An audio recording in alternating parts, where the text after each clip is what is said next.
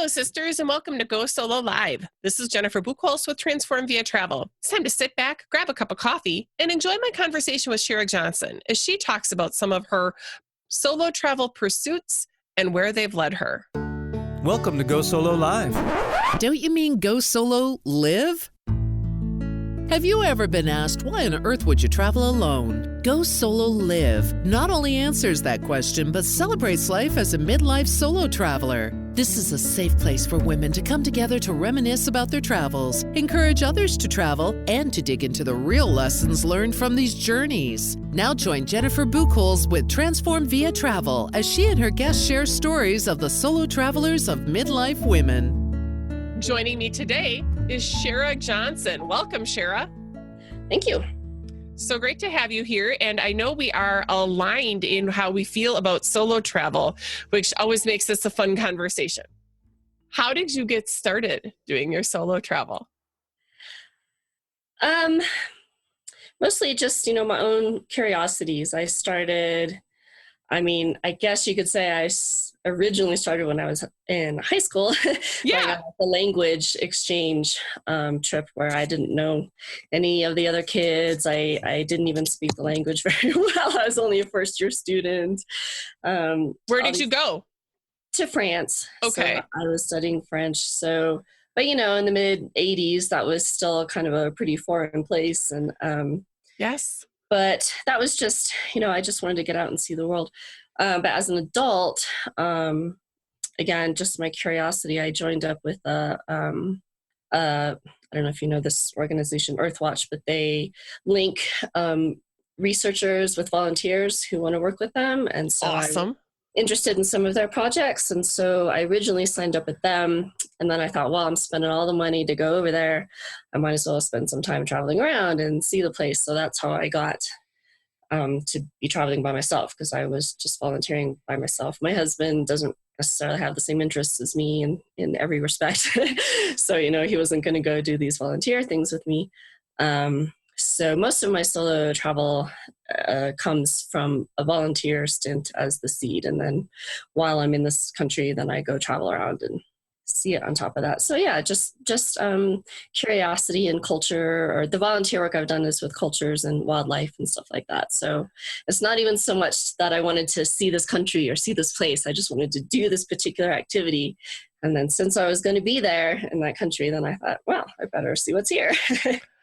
Well, that sounds like a great way to get started with it, though. So you had a bit of a different purpose that still led to the same result. Exactly. Right. That sounds great. So tell me a little bit about what some of these wildlife-related adventures have been. So the wildlife ones, I've done 2 of those. Those are the more recent ones that I've done.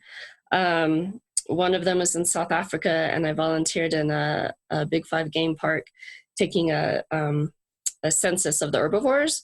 So we would just be paired with a ranger, each volunteer paired with one ranger, and we would just walk through the park on these transects and then record, the certain kind of animals that they were interested in. We'd record their numbers, their GPS coordinates, all this stuff like that.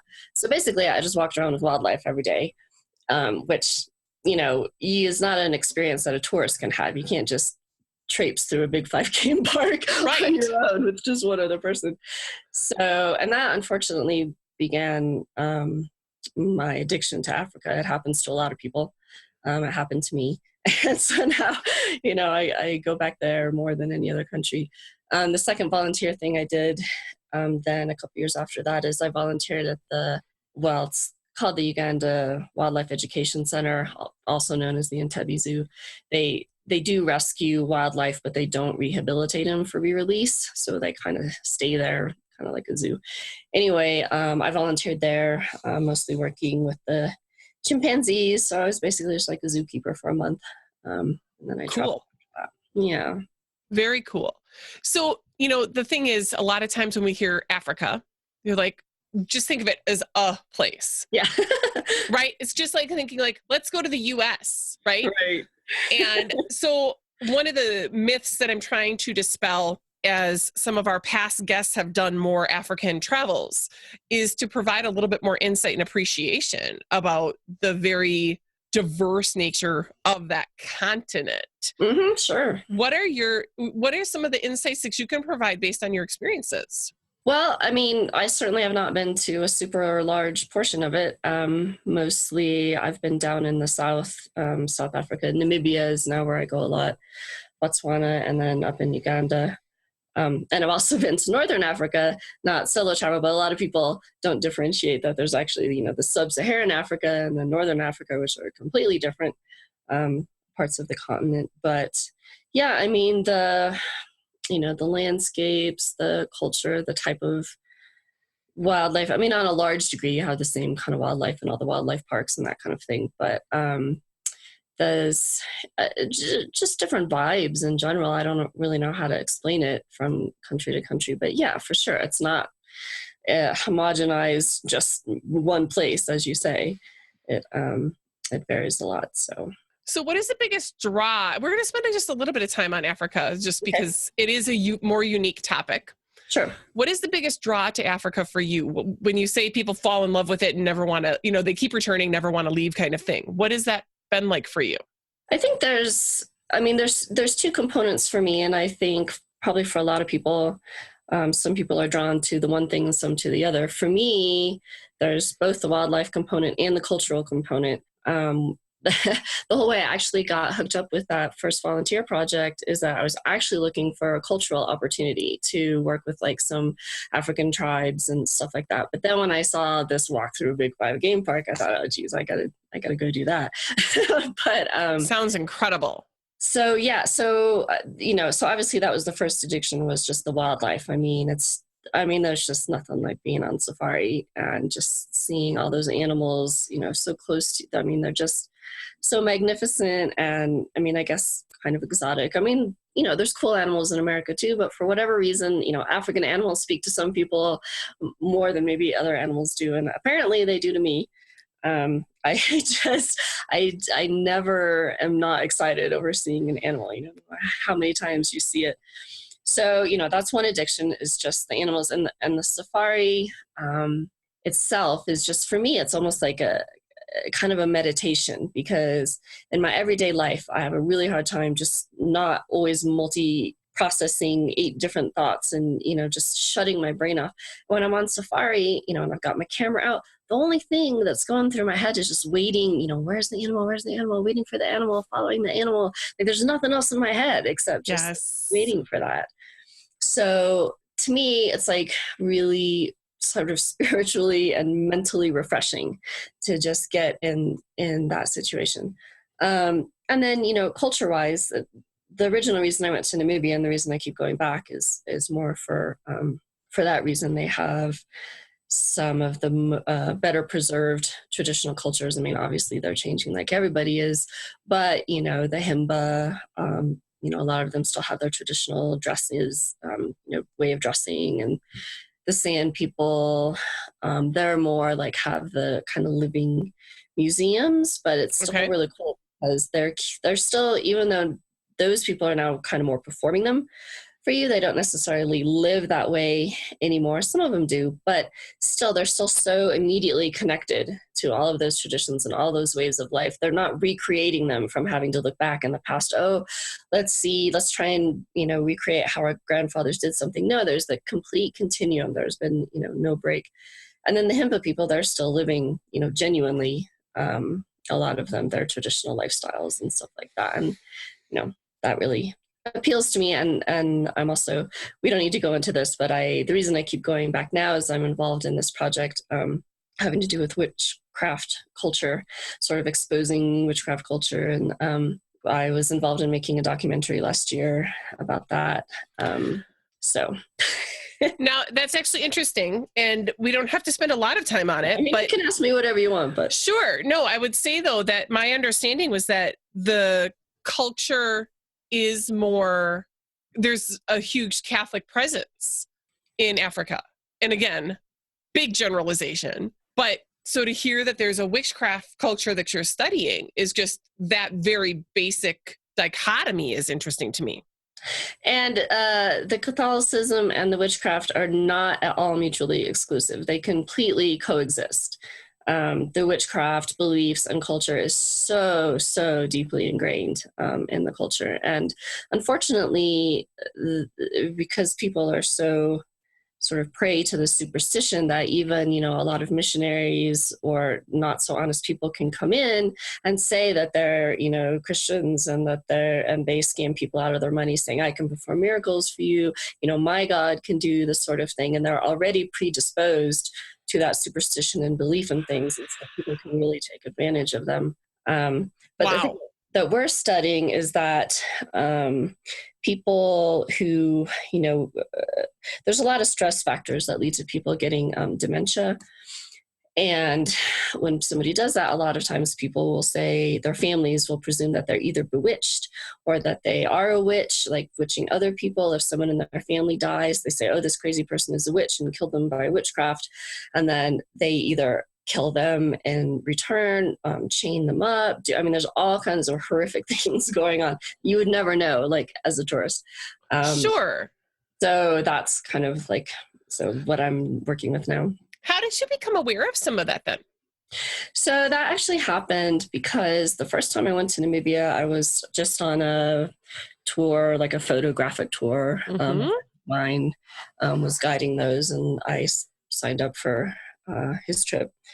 And at this village that we visited to photograph some of the Himba, there was a sign outside. Well, the lodge owner, who was the one who you know, negotiated us to be able to photograph them. You know, you bring them some gifts and stuff like that, and they let you into their kraal. So he had been involved in this really intense story of a woman who had been chained up for 20 years because she had dementia, and everyone said she was bewitched. And he, with the man who's ultimately my friend, Barry Holtzhausen, learned about this. They freed her. And so there's a sign, and they've put her in her own little village with caretakers now and all this stuff. And so they had a sign outside talking about that. And the lodge owner was, you know, really proud about having accomplished this and freed this woman. So he was telling us about it. And at that time, it was a very minor component of, you know, our trip. And everyone else, we all just kind of went on and whatever. But after I got home and as time went by and I started thinking about the story, you know, of just a little bit that we knew, this woman, you know, her family chains her for 20 years, and then somebody comes in and tells them, no, she's really just got a biological illness. You know, she's not bewitched. You know, can we negotiate with you to unchain her? So they do. You know, they cut, I mean, literally, she had metal shackles on her ankles. They cut them off. They put her in her own little village, and then kind of like a light switch, all of a sudden now, you know, the children are not scared of her. They go visit her. Everyone says, okay, you know, she's not bewitched anymore. And like, just like this, I was fascinated by this light switch thing. And then I learned that this happens so often, where everything's all good with your family. Then one day something bad happens. You decide, you know, your mother's a witch. And then you go hire the witch doctor to, you know, do harm to her. And then if somebody comes along, like my friend Barry, the next day and says, no, she's not bewitched, she has an illness, then they light switch back again and say, oh, okay, grandma, welcome back. Like, this is so weird to me. So I just kind of, I found out that Barry was the one ultimately responsible for unchaining this woman. I contacted him through his blog online. We started talking. I said, I would be really interested if you go, you know, traveling around and doing more research into this, if I could tag along with you sometime. Yeah. I find it really interesting. And so we kept talking, and he said, yeah, sure. And then I met these other people totally randomly through Twitter, who are a video production company from Scotland. I told them about this story on a whim. They decided, let's go make a documentary. So we all met. What? Yeah. It's totally crazy. And so they've done it. The film is in its final production stages right now. And anyway, so now I'm just sort of, you know, entrenched in this whole thing, I just out of my own, you know, personal interest and stuff like that. But I imagine I'll keep going back to hang out with Barry and see how things are going. And ideally, we'd like to make a second documentary and delve deeper into it. But anyway. Wow. I mean, that's really an amazing story, though. And I will say, like, think about like the path that you took and how fascinating that has been. And really, it was just out of kind of some curiosity. Precisely. And that you decided to pursue it. Yeah, that's all it was. And Yeah, for whatever reason, I guess, for a lot of these things, like the Earthwatch things and the ones I did before that were in China and Brazil. And this thing, I guess I get a bee in my bonnet, and I just, I'm not really happy until I sort of get it out of there and, pursue this thing. But again, it's all, and so, since I've been back to Namibia, I've also seen a lot more of the country and, the wildlife and more cultures. And again, that's just kind of an upshot of my initial curiosity in a situation. And then the travel comes from that. I mean, to be sure, travel ultimately is really my passion, and I love going to other places. But a lot of the, I do travel with my husband a lot, and, those sorts of things. But a lot of things are just really sparked by curiosity in a thing as opposed to a place. That's fascinating, though. So again, it's some people follow different interests when they travel. So there's some people who want to go to particular destinations and then do something there. There's other people who want to do something and they find the destinations where it's best suited for them to go do it. Yeah. And I've always considered that to be a chicken and egg type of scenario where there's no right or wrong way. It's just whatever works best for you. Yeah, for sure.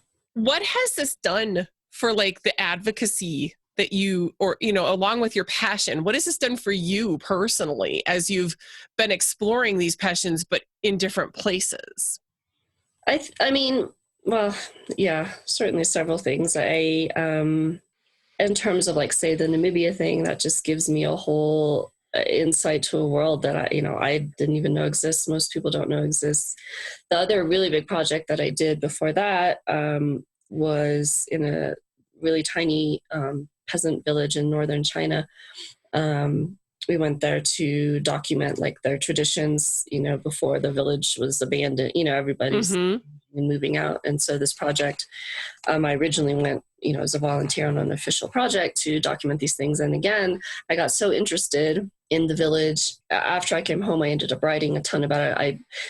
As far as what I do with my time, my biggest passion is writing. I write literary nonfiction, creative nonfiction. So after I got back, I wrote so much about it, and I told the principal investigator, I said, I think I could write a whole book about this. I just need to go back and get more information. So I went back with him the second year. He got his niece to be my personal translator, and we went around and did all this stuff. And the book story is the big, long, ultimately kind of a bummer story, but a lot of those chapters I do have online on my travel blog. Okay. If anyone's interested. But so again, learning about this world, these people living at the same time as me in a completely antiquated existence. I mean, they're still grinding flour on stone mills with donkeys and carrying water from the spring on shoulder poles. And so for me, that sort of thing has indulged my interest.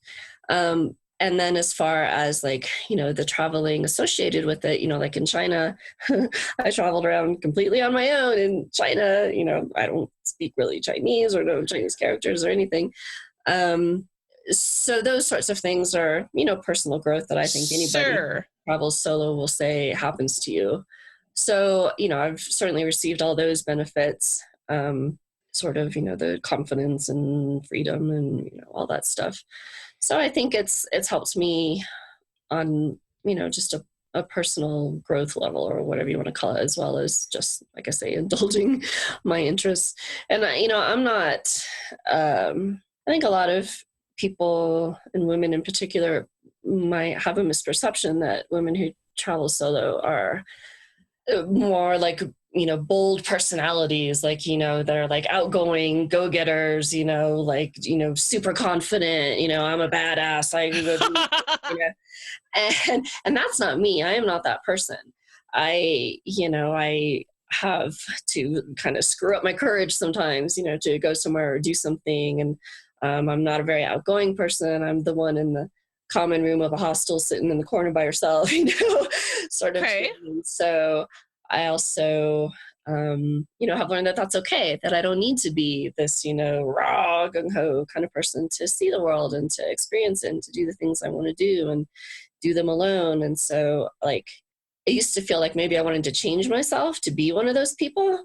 And I ultimately discovered I don't need to change myself. I can just be the little old me that I am and still get done the things I want to do. So Absolutely. And that actually, I think, is really an important, note, is that there's probably a perception of who is the common solo traveler. yeah. And I believe that there is also the uncommon solo traveler, and there's no right or wrong. Yeah, exactly. And I think that's another thing that maybe my situation or my story might speak, more to those people who feel like they don't have a suitable personality, putting that in quotes, as if there is a suitable personality. And I don't really think there is.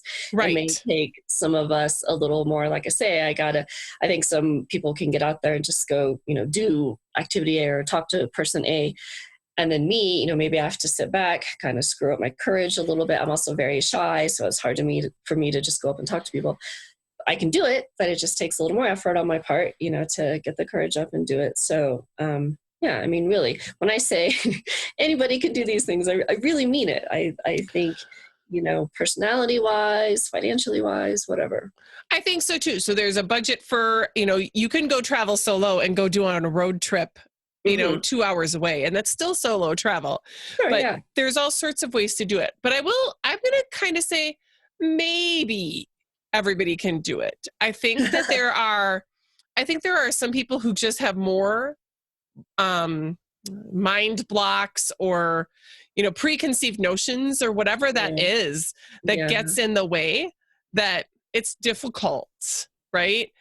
And it depends on if they're willing to step out of their comfort zone and truly It's jump true. in. Yeah, you do have to have that willingness. And so I think Hmm. some people have that conflict of they are willing, but they're too scared or nervous or whatever. And then those other people who are just like, nah, I don't want to put the effort into it or, Yep. whatever. And I feel, poorly for those people because I feel like they're missing out, on so much. And that's not to say that everyone needs to travel all the time, every year, by themselves. Mm-mm. Well, but just once or twice get out there and have like a grand adventure. And I think even, by yourself gives you so much time for self-reflection, to learn about yourself in ways that you just can't do if you're traveling with another person or a group or whatever. Like Agreed.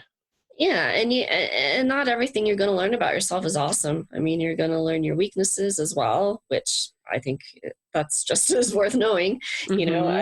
as the good things that you're going to learn about yourself. Um, I just think it's a really powerful way for people to learn about themselves. And if you're not willing to do that, I don't know, I feel kind of bad for you. There is that. Let's be real.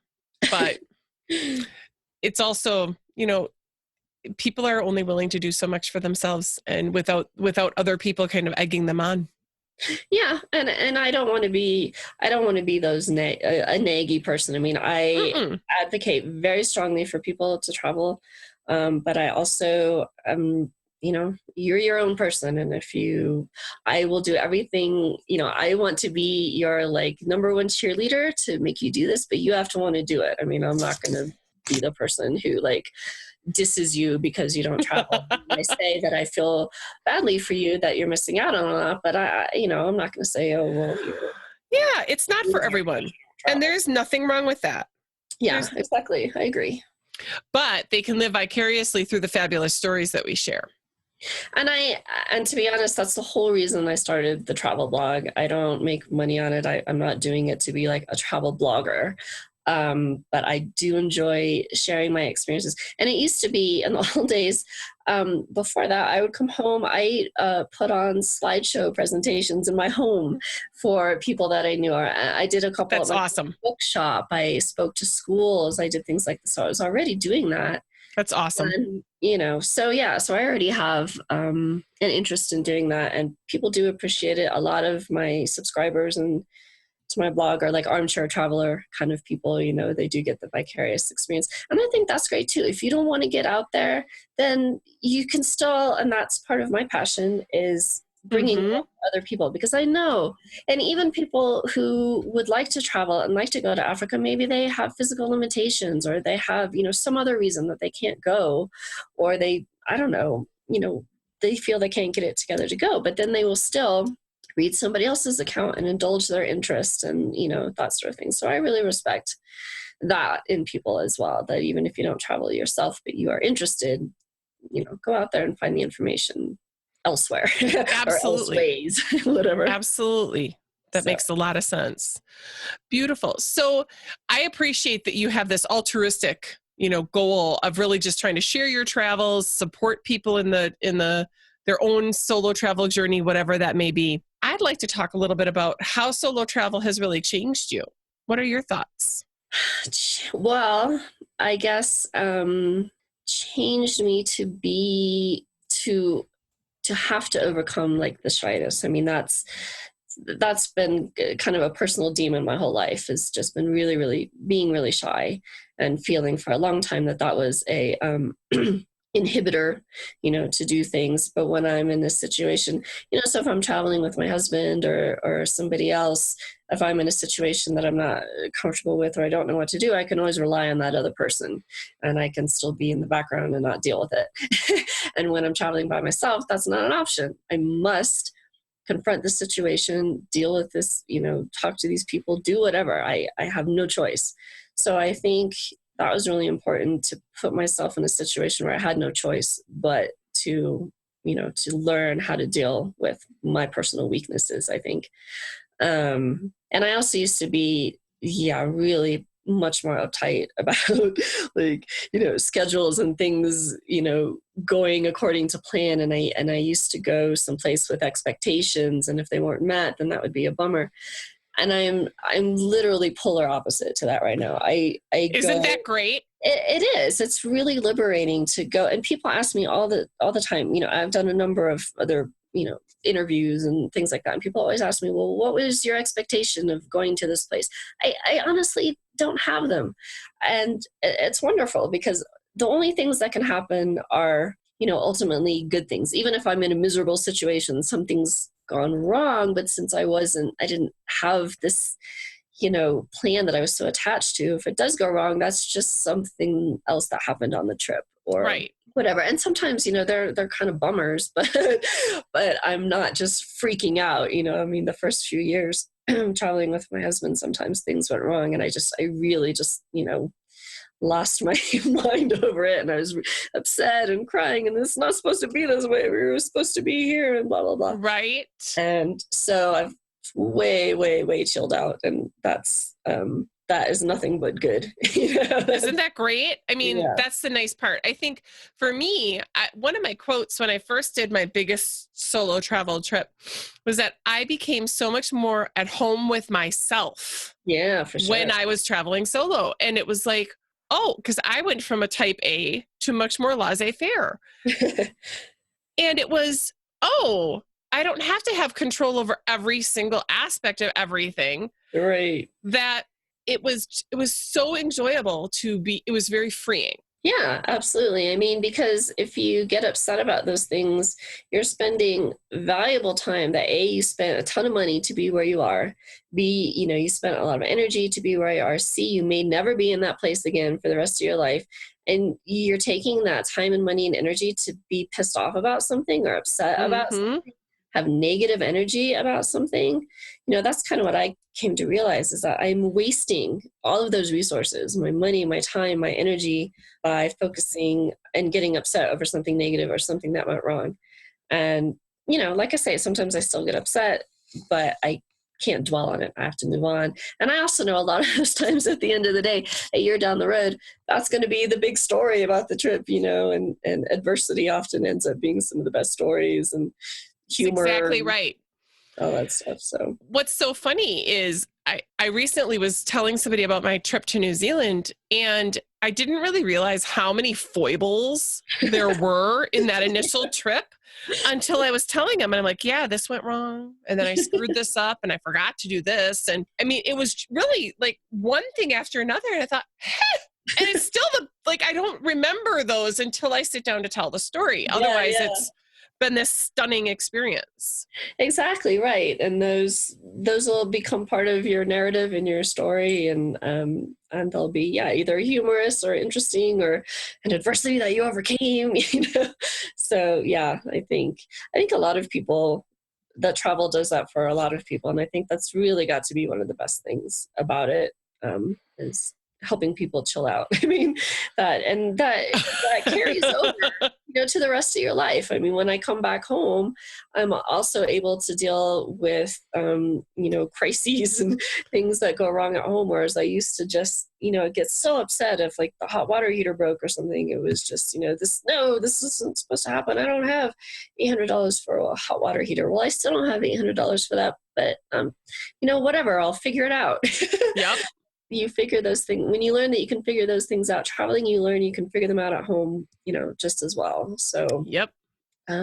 It's just, I think that's a really invaluable thing to gain. Absolutely. Fantastic. So when people are hesitant about solo travel, is there anything that you would suggest that they read or watch or do to help them kind of take that leap? Gosh, that's a good question. I don't know. I feel like my personal experience doesn't equip me to answer that very well, because Okay. I really didn't do anything. Like I say, I just got that bee in my bonnet. I wanted to see, I wanted to go to these villages or see France or, do whatever. And I don't know. I just did them. You can talk to me. I will cheerlead you. Well, and so are there any people that you follow that you think, your blog is amazing to get them inspired. Are there any things that you follow that also, helps inspire you? I can't say that there's really like one person that I follow or something like that, but I do, I'm not like super engaged in social media, to be honest, but I like what I do there. I follow the people who I'm interested in. So like on Facebook or whatever, so like my news feed is all like amazing photography from, different countries and, adventures, travel blogs, whatever. But I don't follow a particular person, but I do follow that line of interest, and, books I read or things like that. Mm-hmm. I really like travel narratives and travel memoirs and things like that. I find those really inspiring. Unfortunately, my favorite genre of travel memoirs, like, in the past, like when there Mm-hmm. really was undiscovered country and that sort of thing. And even though maybe I can't really replicate that kind of experience in this day and age, still that spirit of just, discovery and going out there, that inspires me still. And to think, well, maybe I will, like, I guess that inspires a lot of my desire to travel more off the beaten path places. Okay. I like that sense of discovery and exploration, and like, nobody has prepared you for what you're going to see, because you're like, you're not really the first person there, but it feels like it sometimes, when you go to some of these places. So that I really enjoy, is that sense of discovery. And when I travel by myself, I also I'm pretty, like, even more so than with my husband, like, just not even, I don't even get a map to see the site, or, like, I'm thinking what now is jumping to mind is when I was in China, like the Forbidden City is like this huge place, and most Right. people, get like either a guide or like a little audio guide, or at the very least a map. I didn't even do that. I just went in because I felt like I feel like some amount of pressure when I'm with my husband, as I'm the one who plans the trips, and I want to make sure that we see things. So I'll be more likely to plan something out myself. I don't care. I'm just going to go and see what happens and do what I do. So I'm just traipsing around these places, but I love that discovery, I'm like, because I don't know what to expect. I get no expectations. I don't know what I'm supposed to expect. I don't have the map that tells me here's the treasure room. If I just discover the treasure room, I'm like, oh, cool, here's the treasure, and so I think sort of that just spirit of discovery and exploration I love that. And, I love that we're trying to inspire wanderlust. I think that makes such a huge difference for people. So, Yeah, and and that's one of the things that I most appreciate, I think, about the solo travel is not feeling any pressure from anyone else. You're not worried about whether they're having a good time. You're not worried about, are we getting to do what they wanted to do? Blah blah blah. It's completely up to you to do right? what you want. No itinerary, no agenda, no, and some people, I think probably most people aren't like me, and they wouldn't just go into the Forbidden City with absolutely no anything, or a lot of places. And that's fine. If you want to take the audio guide, great for you. Right. That's just my own personal style, or the way that I like to be. But that's how, the sort of classic travel memoirs, I think, have inspired me or touched me to have that sort of spirit of exploration in however I can in this modern world where I really can't discover something for the first time. Yes. Isn't that lovely that we can still do that? Yeah, I think you can, if you set it up the right way, or you just decide, yeah, let's just go with no no guides, no anything, just see what happens. And like when I travel with my husband, we usually like rent a car wherever we're at, and we drive around. And a lot of times we don't have a GPS. Sometimes when we travel abroad, especially in a country that doesn't speak English, we will go ahead and get the GPS on our car, but we don't own one, personally. Sure. And, I've always just navigated by maps and stuff. But a lot of times we just will put the map away, put the GPS away. Let's say, okay, every time we come to an intersection, let's turn right. Let's see what happens. Beautiful. Or every time we come to an intersection, let's take the road that looks the least traveled, and then we end up in these, little crazy little spots that, probably no tourist has ever seen, or very few, so just, yeah, that spirit. And you can do that by yourself or with other people who have that same spirit. I guess you need that. Absolutely. I love it. That's fantastic. Well, I want to make sure that people can figure out how to follow you, find you, and, see what you're up to next. Can you make sure that they know how to do that? Sure. You can just go to my travel blog, which is skjtravel.net. And so, like I say, I don't do this thing for money, so I don't post regularly. I don't have, things. No rules, no schedules. It's 100% my own generated content. I don't have guest posts. I don't give you 10 best hotels. I don't tell you where to stay unless I stayed somewhere that was fabulous. I'll tell you, but I'm not about giving guides. It really is a narrative travel blog, and photography has become a really big interest of mine. So it's really heavy on the photographs. They're stunning. Oh, thanks. So I think it really is very well suited for, the armchair traveler, or somebody who wants to get inspired to go somewhere. But if you want advice from me, you're not going to find it on my blog. You are totally welcome to contact me, ask me what I did, ask me how I did it, ask me if I have advice to give you. But as far as reading my blog, you're just going to find, what I did and the photographs. And so, yeah. That's awesome. Well, I definitely appreciate your time with us today, Shara. You have some fun stuff to share, and I love that your passion is taking you in the places that it is. Well, thanks. I like it too. That's great. Wasn't it great to hear the stories that Shara shared with us today? Remember, your solo journey is completely up to you, and you have cheerleaders out here to support you. If you love these stories and want to help support Go Solo Live, you can do that by making a small financial contribution to the show at www.patreon.com. That's www.patreon.com/Go Solo Live. Stop over there and show your love. We've reached the end of another episode, but the conversation doesn't have to end there. You can find us on Facebook at Transform Via Travel, or follow us on Twitter at Go Solo Live.